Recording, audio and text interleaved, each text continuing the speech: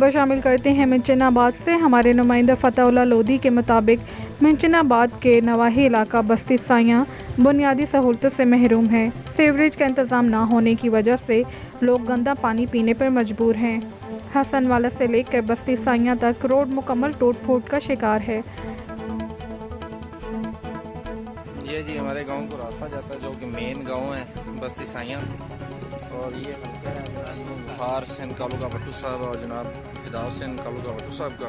हमें तकरीबन 30-40 साल हो गए यही सुनते हुए। और ये नहर है जनाब, छोटी सी नहर है जो कि यहाँ पे दरिया का मंजर पेश कर रही है।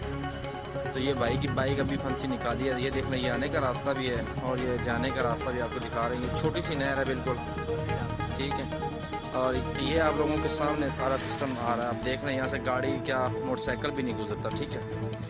तो तकरीबन हम जब से होश संभाला है हमने, तब से ये वोट हम MP साहब और फिदा हुसैन साहब और कालूका साहबान को वोट दे रहे हैं। तो ये सिर्फ यहाँ का हाल नहीं है, ये टोटल जो नहर के ऊपर रास्ता हमारे गांव को जाता है, ये सारा वैसे का वैसे ही हुआ पड़ा है।